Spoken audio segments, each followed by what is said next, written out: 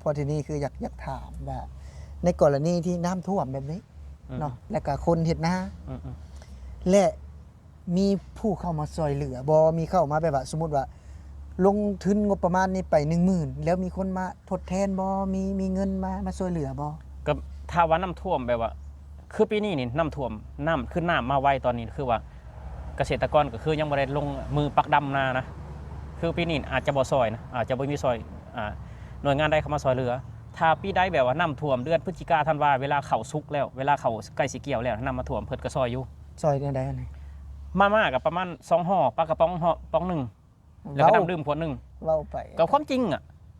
บ่แม่นสิซอยแบบคืออยู่ในประเทศไทยไร่หนึ่ง5,000ไร่หนึ่งละหมื่นเนาะคือประเทศไทยเพิ่นประกาศเลยถ้าภัยแล้งถ้าน้ำท่วมรับไปเลยไร่ละ 5,000 บาทหรือไร่ละ 2,000 บาทสูงสุดไม่เกิน10ไร่สวัสดีครับบ่าวต้นครับสวัสดีครับผมสวัสดีครับเอชีบอยอดมาสู่ทุกคนเนาะซึ่งว่าวันนี้ก็บ่ได้เป็นคลิปที่มีประเด็นอย่างมากมายนะพี่น้องเนาะแบบว่าบ่อยากมาถามความรู้สึกเพิ่นเนาะและทางพี่น้องคนไทยกับเป็นห่วงเนาะว่าน้ำท่วมบ่เนาะอยู่ทางฝั่งลาวเพราะว่าเห็นนะและพอวันนี้บ่ยอดก็ได้ไปเห็นคลิปบ่าวต้นเนาะกับเพิ่นว่าบ้านเพิ่นน้ำท่วมเนาะเพราะว่าคือจังบ้านบ่าวต้นกับบ้านบ่าวไซนี่ท่วมใกล้ๆกันเนาะบ้านใกล้ๆกันคนละอำเภออ๋อก็คือบ้านบ่าวไซท่วมบ้านบ่าวต้นก็มีสิทธิ์ท่วมนะแต่พอทีนี้เพิ่นเฮ็ดคลิปลงไปว่าในว่าบ้านเพิ่นน้ำท่วมในความรู้สึกนะเป็นจังไดแบบว่ามีเหตุการณ์แบบนี้นะคือมันชินแหละตั้งแต่บ่ต้นเกิดมาเนาะตอนนี้ก็อายุ42เกือบกับเขาย่าง43แล้ว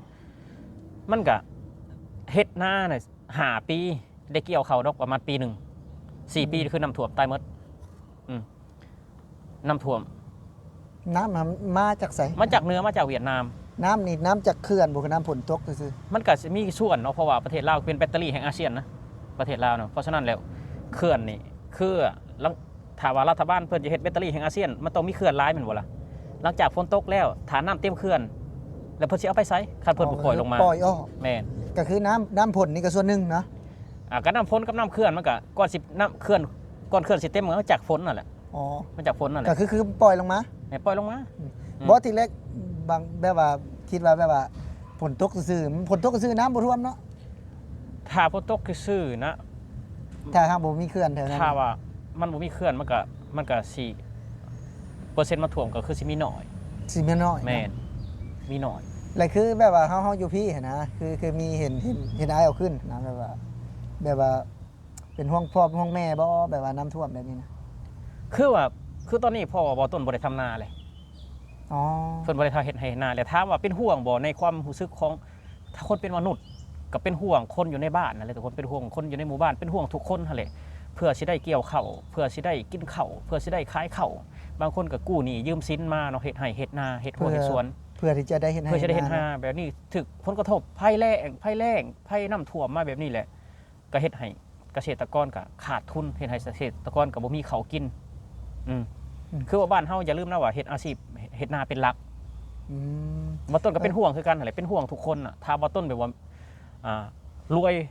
เป็นมหาเศรษฐีหลายหมื่นพันล้านบ่ต้นสิแจกเลยอ่ะแจกให้ปีนี้คือว่าจะลงทุนไปเท่าไรบ่ต้นสิแจกเลยนะคือความเป็นห่วงนะแต่ว่านี่ถ้าว่าเป็นห่วงบ่พอบ่ต้นก็คือว่าพ่อบ่ต้นบ่ได้เฮ็ดนาเลย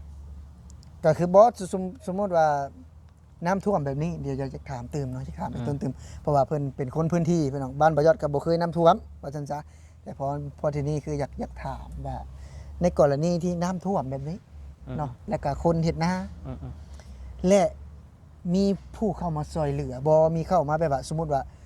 ลงทุนงบประมาณนี้ไป10,000แล้วมีคนมาทดแทนบอมีเงินมาซอยเหลือบอก็ถ้าว่าน้ำท่วมแบบว่า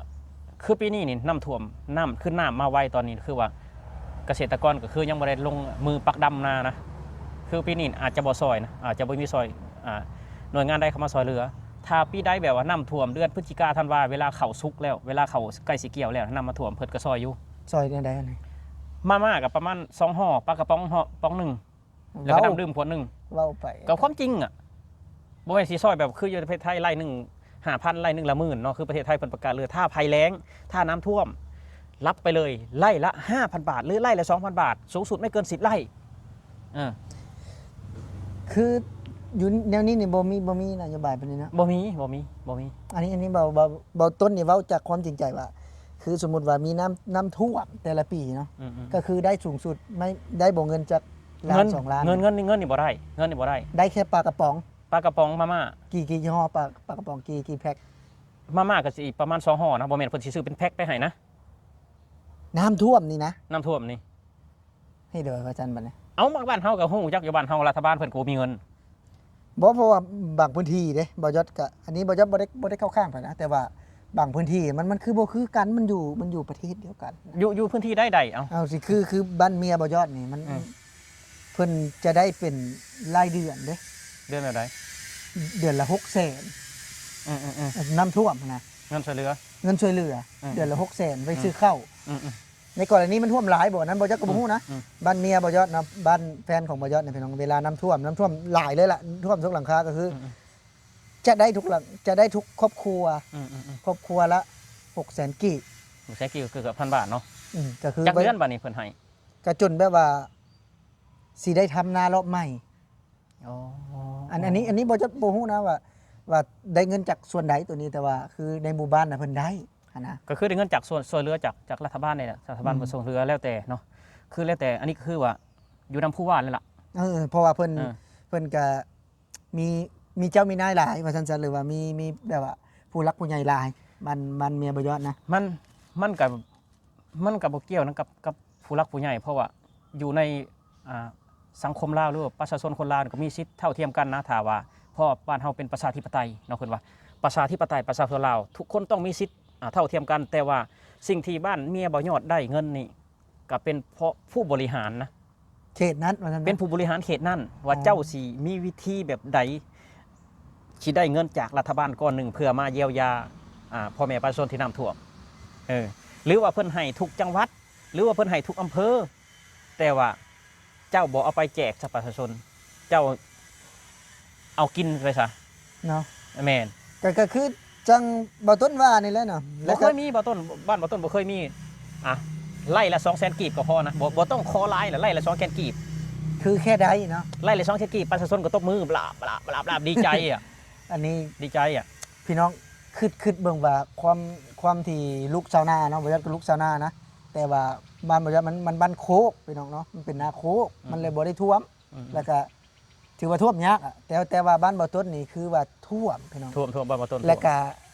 เงินที่เข้ามาช่วยเหลือเนาะได้แค่ปลากระป๋องเนาะป๋องหนึงแล้วก็มี2ห่อ แม่นประมาณนั้นบ่เกินนั้น และอันนี้ก็บ่ฮู้เฮาบ่ได้เว้าถึงรัฐบาลนะว่าเพิ่นเอามาให้บ่เนาะเพิ่นมาช่วยเหลือเฮาบ่ แต่ว่าเฮาเว้าในตัวจริงว่าประชาชนได้รับประมาณใดก็ได้รับประมาณนั้น อ๋อก็คือจากหนุ่มลาวผู้หนึ่งพี่น้องที่เคยประสบภัยน้ำท่วมบ่แม่นว่าปีนี้ปีเดียวพี่น้องทุกปีเนาะบ่ต้นก็เกิดมา42ปีแล้วเนาะเพิ่นก็จำความได้ก็เอาสัก12ปีซะแต่12ปีมันนี่ก็30 ปีแล้วที่มีเหตุการณ์ประมาณนี้วนไปวนมาก็คือมี2ห่อเนาะปลากระป๋องป๋องหนึง บอกหนึง เอา แต่ก่อน แล้วก็น้ำดื่ม แต่ก่อนน่ะแต่ก่อนคือมีเขาเนาะแต่ก่อนคือมีเขาทางแบบรัฐบาลเพิ่นเอามา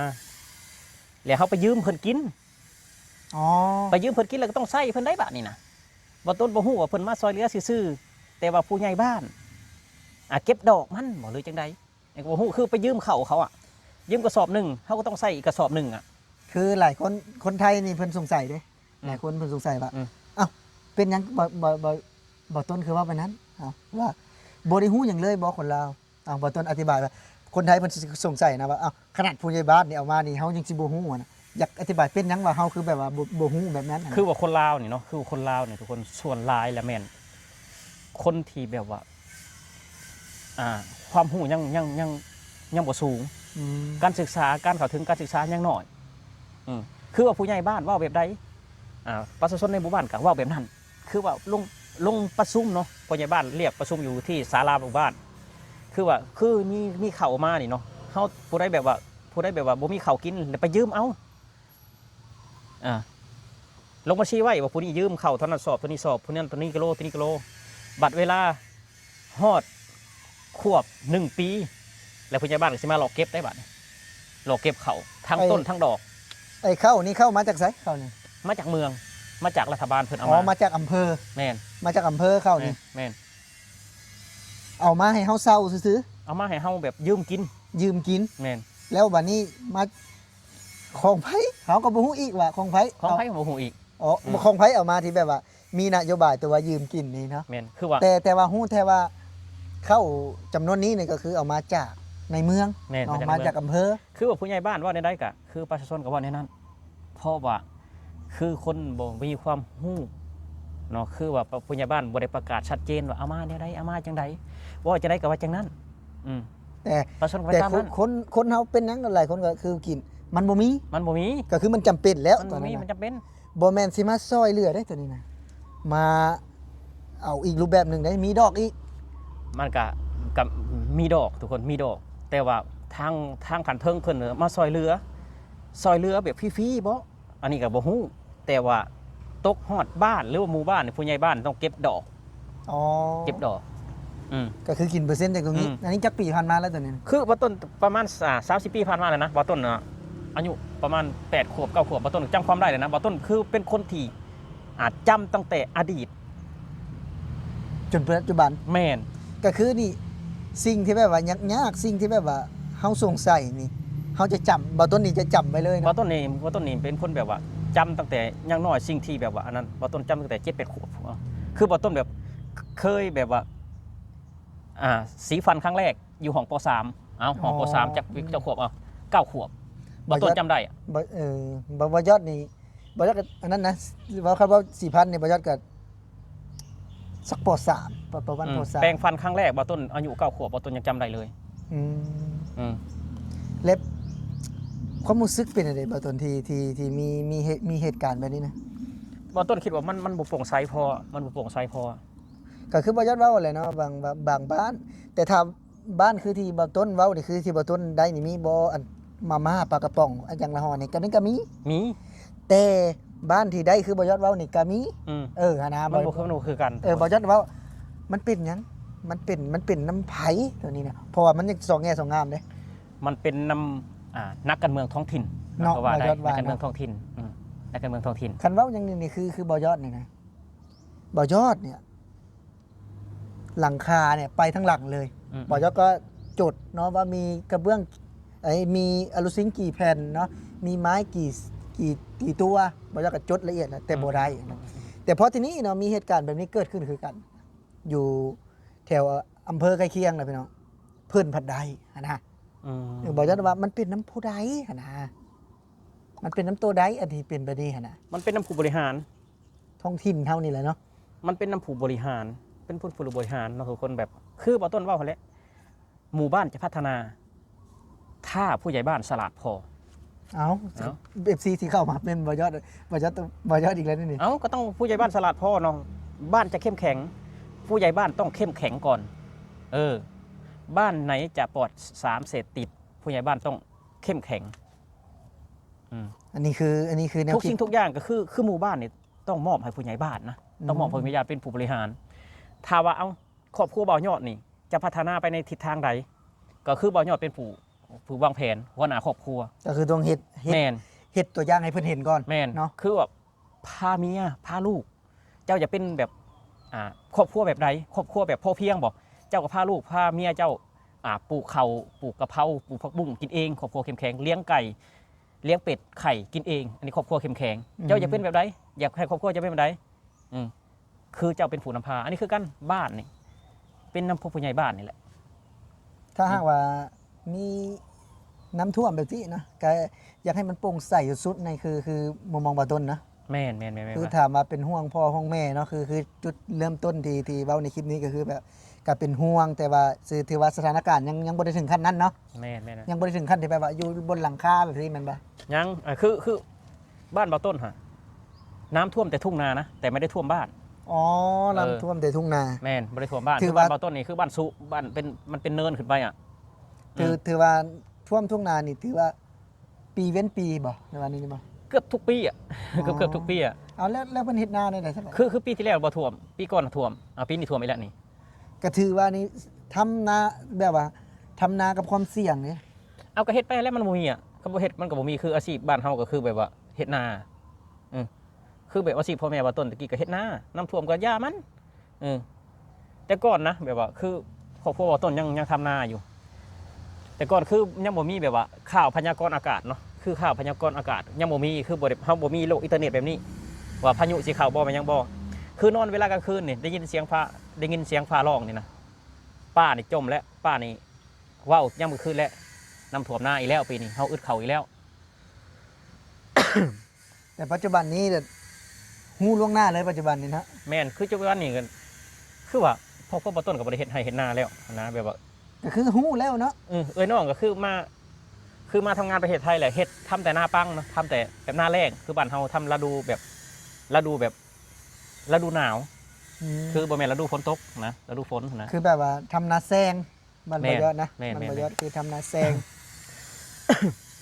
ก็ถือเป็นคลิปหนึ่งนะพี่น้องที่หลายคนก็สงสัยเนาะว่าบ่ต้นในคิดฮอตพ่อแม่บ่ในช่วงฤดูฝนน้ำท่วมบ่เนาะก็ถือว่าท่วมนะพี่น้องก็หลายเรื่องหลายราวที่เพิ่นเล่ามาก็ถือว่าบ้านเพิ่นเนี่ยพี่น้องทานน้ำท่วมเนาะไม่มีเงินชดเชยนะมีแค่มาม่าปลากระป๋องเนาะจากอิ่มบ่อิ่มเนาะบ่ต้นเนาะก็ถือว่าเป็นเรื่องที่พุ่นหูใจพอสมควรพี่น้องก็ถือว่าคลิปนี้เนาะบ่ยอดกับบ่ต้นก็ขอบคุณทางพี่น้องฝั่งไทยที่เข้ามาติดตามและรับชมเนาะสำหรับวันนี้บ่ยอดกับบ่ต้นจะขอลาพี่และน้องไปก่อนสวัสดีครับ ผม